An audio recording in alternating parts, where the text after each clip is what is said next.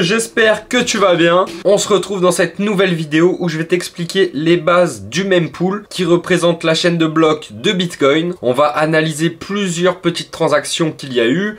On va aussi pouvoir remonter dans le temps. Je vais t'expliquer comment fonctionne ce site web et du coup comment tu peux t'en servir lors de tes achats Ordino pour ne plus te faire devancer si ça t'est déjà arrivé lors de pics de congestion sur BTC, parce que ça peut être vraiment relou. Tu peux avoir une transaction qui est repoussée dans le temps pendant des semaines, voire des mois. Mais t'inquiète pas mon petit pote, je vais te montrer tous les tips et astuces pour éviter ce genre de scénario. Et puis en plus, tu vas voir qu'on va pouvoir traquer les plus grandes fermes de minage au monde et même calculer leur rentabilité si ça te chauffe. Bref, tu l'as compris, je vais te partager le plus de connaissances et d'informations possibles sur le site Mempool et comment t'en servir à bon escient. Et n'hésite pas à mettre ton meilleur pouce bleu, mon petit pote, ça me soutient vraiment et toi ça te coûte rien. Abonne-toi si tu n'es pas encore abonné et n'hésite pas, il y a les commentaires en dessous si jamais il y a une notion que t'as pas compris ou si tu voudrais que j'approfondisse un autre sujet, n'hésite pas à me le drop dans les commentaires. Sur ce, on passe de suite sur mon écran. On se retrouve donc sur le site mempool.space. Si t'es pas au courant, Mempool c'est pour Memory Pool.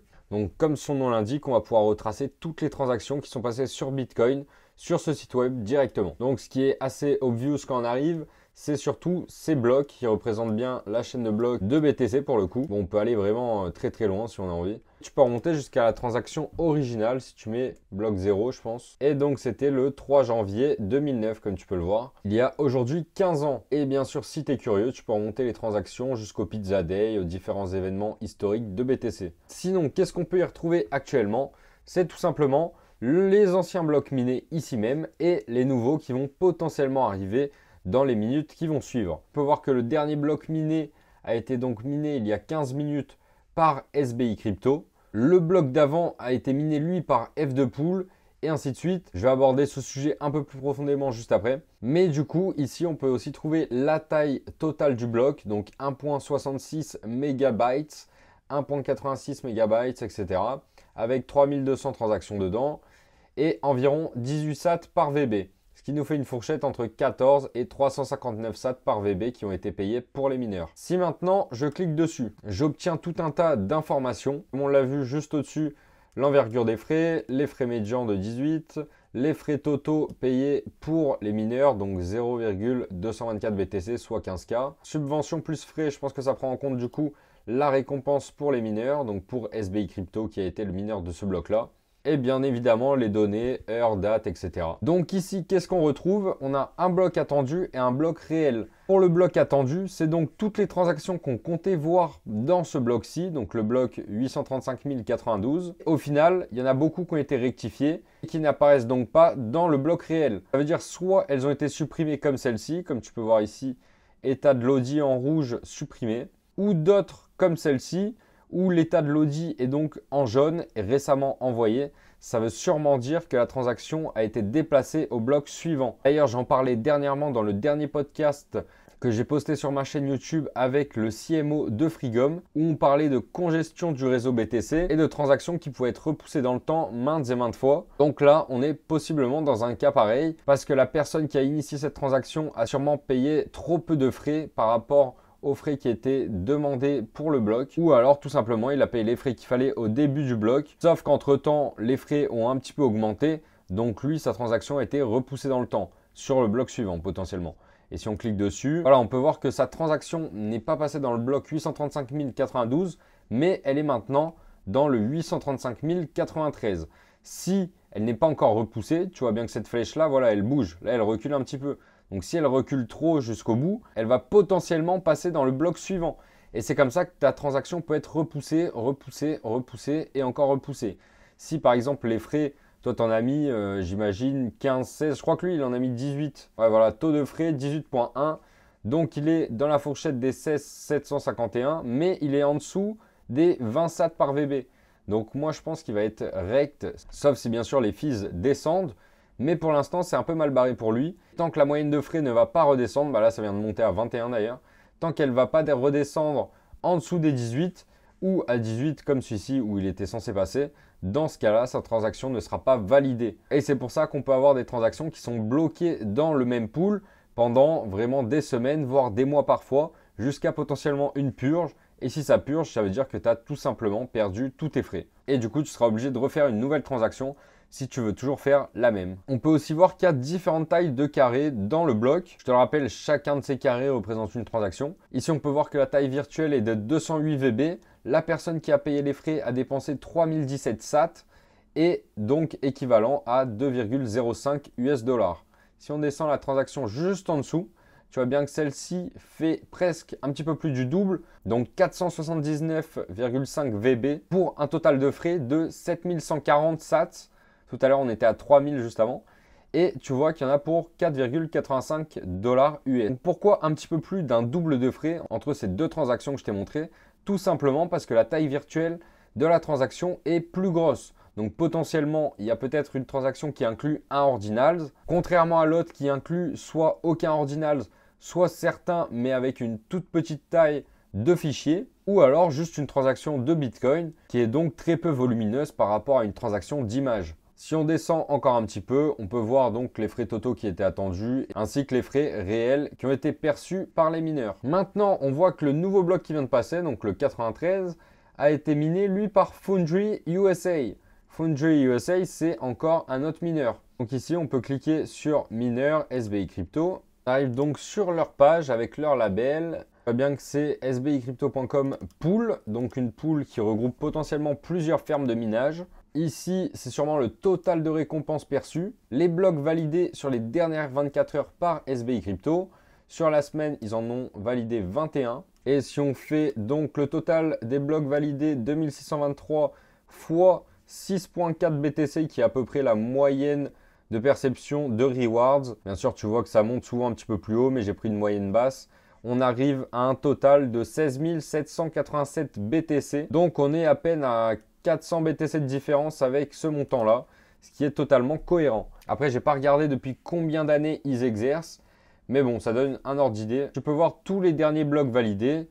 Donc le 92 c'était eux, le 82 aussi, le 43 aussi, etc., etc. Et tu peux vraiment descendre et tout retracer si tu le souhaites. Maintenant, on peut aussi checker Foundry USA, F2 Pool aussi. Vraiment, tu peux t'amuser et donc targeter un peu, regarder ce que font les fermes de minage worldwide pour avoir des petites indications sur le marché. Ça peut être utile aussi. Tu peux voir que Foundry USA, c'est déjà beaucoup plus big. 36 blocs validés en 24 heures. La totale de récompense, c'est insane. 231 714. Mais je pense que cette courbe, elle n'est pas forcément à jour parce qu'ils commencent tous à partir de 2020. Peut-être que cette fonctionnalité dans Mempool n'a pas traqué avant. Je ne sais pas.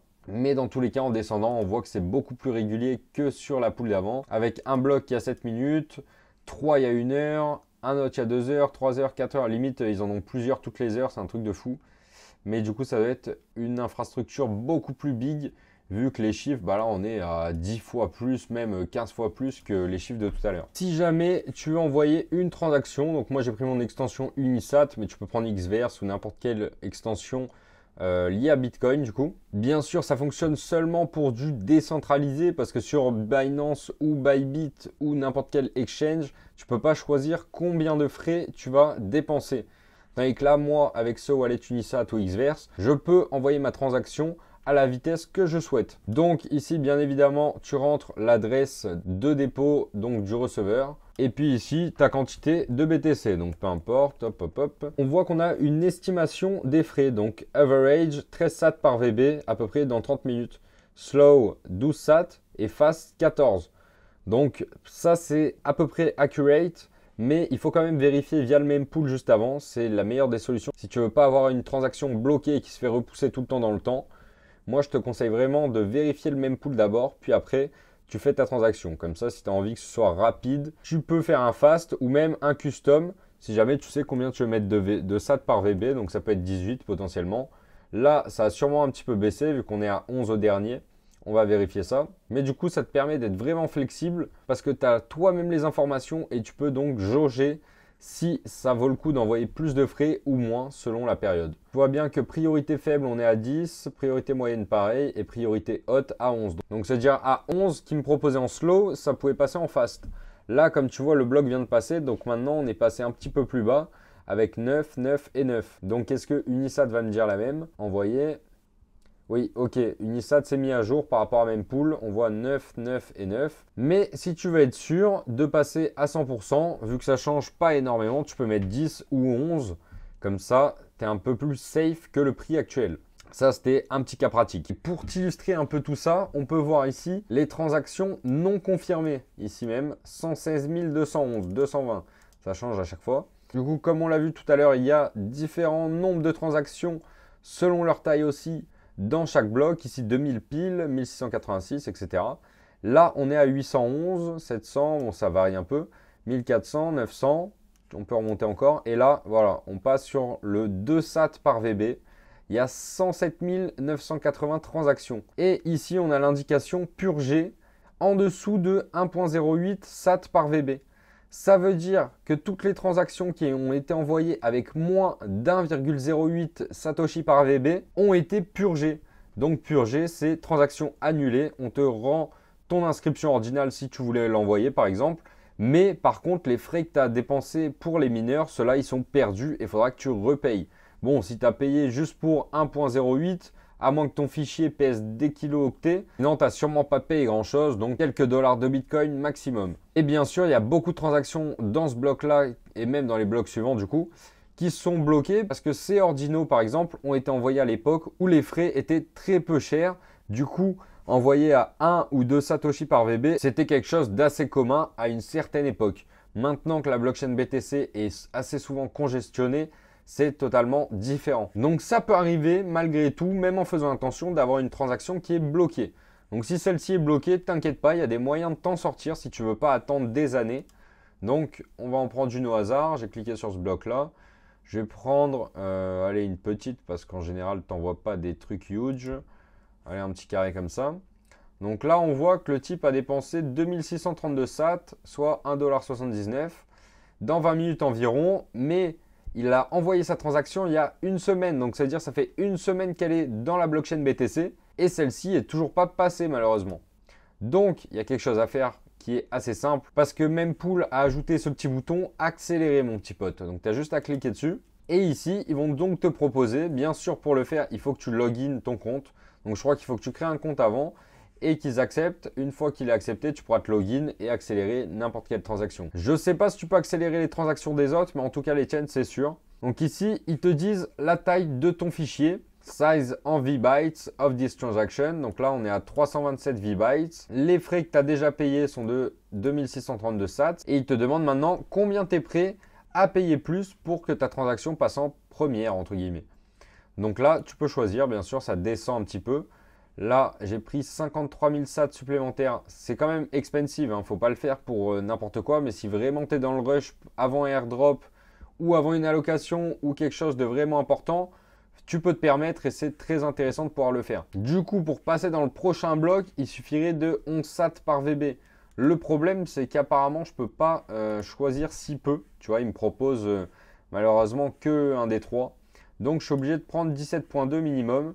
Et si je veux donc accélérer cette transaction, ça va me coûter maximum 36 $ US. Et d'après leur estimation, on serait plus à 34,63. Mais là, c'est un peu incohérent vu qu'on est à 11 SAT par VB pour le prochain bloc et on est obligé d'augmenter à 17. C'est un petit peu chiant. Mais bon, ça reste une option utile si jamais tu es dans le rush et tu es obligé d'avoir ton ordinals ou ton inscription XY sur ton wallet avant telle heure.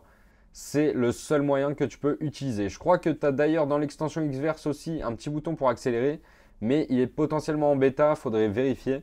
Et du coup, tout le monde ne peut pas l'utiliser. Et bien sûr, si le prochain bloc est en fait à 25 SAT par VB, bah du coup, tu vas prendre le bloc d'après, tu vas prendre la proposition d'après, 56 SAT qui t'augmente le total à 38 $. Et si tu veux aller vraiment plus haut, ça va te l'augmenter à 42 $. Cette échelle est variable selon donc les frais de la blockchain actuelle. Là, comme ils sont très bas, ils te mettent un maximum de 44,7 SAT par VB, mais certaines fois, il y a des blocs qui sont passés à 300, 400 SAT. Donc, tu t'imagines bien que l'accélération sera peut-être plus dans les 900, 1000 au maximum, j'imagine. C'est adaptatif en tout cas. Maintenant, on a un autre onglet qui est très intéressant, c'est le marteau ici. Donc, si tu cliques dessus, tu arrives sur cette page. On peut voir du coup la statistique de récompense sur les 144 derniers blocs qui a été donc de 924,45 BTC, soit presque 63 millions de dollars. Les frais de bloc moyen, donc on est à 0,17 presque. Les frais de transaction moyen, on est sur du 5 $. On voit aussi un petit camembert qui représente les différentes poules. Bien évidemment, on retrouve Foundry USA avec 308 blocs minés sur un total de 1025 blocs pendant la semaine dernière. Donc Foundry USA a 30% de miné un bloc, Antpool à 22,2%, via BTC 12,98, etc., etc. Et si on clique sur voir plus, on peut voir donc toutes les pools de minage qui sont présentes sur BTC. Il y en a 16 comme tu peux voir. Et c'est pour ça que chance dans les piscines, donc dans la pool, est de 101,88%. Et comme tu peux voir ici, ils nous disent que si la chance est supérieure à 100%, ça signifie que le temps moyen entre chaque bloc pour l'époque actuelle est inférieur à 10 minutes d'attente. Du coup, tu comprends mieux pourquoi si je remonte un petit peu, on voit déjà 2 Foundry USA ici. Ici encore un, et ça s'arrête pas, hein. Il y en a partout des Foundry USA, tout simplement parce qu'il y a 30% de chance qui mine un bloc à chaque fois. À côté, on peut voir donc le prochain halving, c'est environ dans 34 jours, soit le 20 avril 2024. Parce qu'on est dans l'onglet ajustement de la difficulté. Dans l'onglet ajustement de la difficulté, on a donc le prochain halving qui arrive le 20 avril 2024 environ, donc dans 34 jours. Je le rappelle, ajustement de la difficulté au halving, c'est tout simplement la récompense donnée aux mineurs, donc qui est d'environ 6,5 BTC, qui sera donc divisé par 2. Ça arrive à peu près tous les 4 ans. Donc on va passer à une reward de 3,25 BTC par bloc miné. On voit bien sur cette courbe que le taux de hachage n'a fait qu'augmenter cette année. Personnellement, j'ai ma petite idée, hein, sûrement liée à Ordinals, BRC20 et tout ce qui s'ensuit. Et donc la difficulté pour découvrir et donc miner un bloc est limite 2 fois plus dur qu'avant, puisque tu peux voir qu'en mars on était à 46 et là on est plus dans les 80 et quelques. Et je le rappelle, plus il y a de mineurs qui minent, plus la difficulté va être complexe. Et bien sûr, plus les machines sont performantes, plus la difficulté est aussi endurcie. Donc il y a plusieurs facteurs qui entrent en compte. En plus de ça, on passe d'une période qui était assez bear market à plutôt bullish depuis le début de l'année à peu près. On voit quand même une bonne petite augmentation sur ce moment-là. Malheureusement, d'après moi, il y a une fonctionnalité qui n'est pas représentée, sûrement pour simplifier la compréhension et parce que c'est pas primordial vu qu'on ne peut pas changer grand-chose normalement sur ce problème-là. C'est la latence entre les blocs. Donc, entre ces blocs-là, il faut imaginer qu'il y a peut-être 30 secondes, 1 minute, selon la congestion du réseau, pour qu'une fois que le bloc ait été miné, soit validé et donc implanté dans la chaîne de blocs. Ça veut dire qu'à chaque fois qu'il y a marqué environ 10 minutes, on peut rajouter 30 secondes supplémentaires ici, ici même, ici aussi. Donc, d'après moi, c'est aussi pour ça qu'ils mettent une approximation sur les 10 minutes de validation. De 1 parce qu'ils ne savent pas quand exactement ça va être validé et de 2 parce qu'ils ne connaissent pas le temps de latence qu'il va y avoir pour l'acceptation du bloc. Du coup, c'est une donnée interne, j'imagine, qu'ils ajoutent au bloc une fois qu'il est passé. Donc peut-être que celui-là a mis seulement 4 minutes 30 et au final, on arrive à 5 minutes avec les 30 secondes supplémentaires de latence. Et justement, j'ai vérifié avec l'heure qui est marquée ici. Donc il y a bien à peu près 40 secondes de différence entre l'heure de validation du bloc et l'heure réelle à laquelle il a été validé. Si jamais tu veux en savoir un petit peu plus, j'ai détaillé tout ça dans ma vidéo où on parle de congestion BTC avec une personne qui a très probablement trouvé une solution viable pour pallier à ce problème de latence et donc potentiellement la supprimer ou au moins la réduire drastiquement. En plus, on amène pas mal de valeur ajoutée au sujet de BTC et de la congestion justement. Donc je t'invite vraiment à regarder ce petit podcast qui dure une dizaine de minutes. Si jamais ça t'intéresse, je te mets le lien de cette vidéo dans la description de cette vidéo-ci. N'hésite pas à la checker et à me dire ce que tu en as pensé dans les commentaires de celle-ci. J'espère que cette vidéo t'aidera par la suite mon petit pote. Je te conseille vraiment de t'en servir lors de tes achats Ordinals pour éviter de te faire devancer ou éviter que ta transaction mène des jours voire des mois à passer. C'est pareil pour les transferts, je te conseille toujours de regarder le même pool avant d'envoyer un quelconque Ordinals ou une quelconque somme de Bitcoin. Personnellement, c'est un outil que j'utilise quasiment tous les jours vu que je passe une bonne partie de mes journées sur Ordinals. Donc je peux que te recommander d'avoir cette petite habitude de te rendre sur ce site-là pour te rendre compte de la congestion du réseau Bitcoin. J'espère que tu auras pu apprendre pas mal de choses toi aussi. N'hésite pas à me le dire dans les commentaires si ça t'a été utile, si tu as des questions supplémentaires auxquelles je n'ai pas répondu ou même si tu as des sujets de futures vidéos liées à Ordinals. C'est toujours un plaisir pour moi d'aborder ce genre de sujet. Même si je suis pas dev, je suis quand même assez curieux de toutes les innovations qui se passent sur Ordinals notamment. En tout cas, n'hésite pas à mettre ton meilleur pouce, abonne-toi si c'est pas déjà fait et puis je te dis à la prochaine l'artiste. Ciao!